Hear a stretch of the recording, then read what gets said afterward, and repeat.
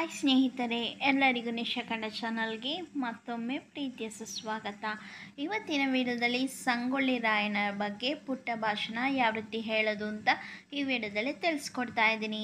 ಈ ವಿಡಿಯೋ ನಿಮಗೆ ಇಷ್ಟವಾದರೆ ಲೈಕ್ ಮಾಡಿ, ಶೇರ್ ಮಾಡಿ. ನನ್ನ ಚಾನಲ್ನ ಇನ್ನೂ ಸಬ್ಸ್ಕ್ರೈಬ್ ಆಗಿಲ್ಲದಿದ್ದರೆ ಈಗಲೇ ಹೋಗಿ ಸಬ್ಸ್ಕ್ರೈಬ್ ಆಗಿ, ಪಕ್ಕದಲ್ಲಿ ಕಾಣೋ ಬೆಲ್ ಬಟನ್ನ ಟಚ್ ಮಾಡಿ.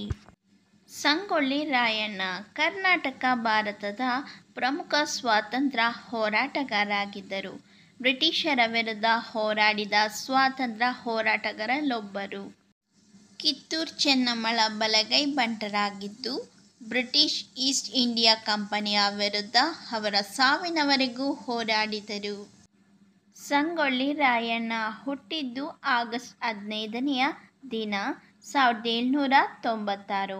ಬೆಳಗಾವಿ ಜಿಲ್ಲೆಯ ಬೈಲಹೊಂಗಲ ಸಂಪಂಗಾವಿ ತಾಲೂಕಿನ ಸಂಗೊಳ್ಳಿ ಗ್ರಾಮದಲ್ಲಿ ಆಗಸ್ಟ್ 15 ಭಾರತೀಯರಿಗೆ ಸ್ವಾತಂತ್ರ್ಯ ದೊರಕಿದ ದಿನವಾಗಿದೆ.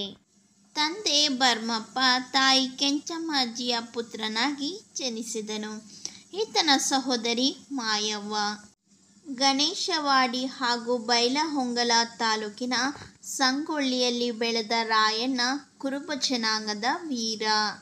ಇವರ ತಾತ ರೋಗಪ್ಪ ವೀರಪ್ಪ ದೇಸಾಯಿ ಯುದ್ಧದಲ್ಲಿ ತೋರಿದಂತಹ ಶೌರ್ಯಕ್ಕಾಗಿ 1000 ಒಂಟೆ ಸರದಾರ ಎಂಬ ಬಿರುದು ಹೊಂದಿದ್ದ. ಹಣದಾಯಿ ಜಮೀನ್ದಾರರಿಗೆ, ಭೂಮಾಲೀಕರಿಗೆ ಸಿಂಹ ಸ್ವಪ್ನವಾಗಿದ್ದ ಸಂಗೊಳ್ಳಿ ರಾಯಣ್ಣ ಸರ್ಕಾರಕ್ಕೆ ಸೇರಿದ ಅನೇಕ ದಾಖಲೆಗಳನ್ನು ನಾಶ ಮಾಡಿ ಬಡವರಿಂದ ದೋಚಿದ ಹಣವನ್ನು ಕಸಿದುಕೊಳ್ಳತೊಡಗಿದನು.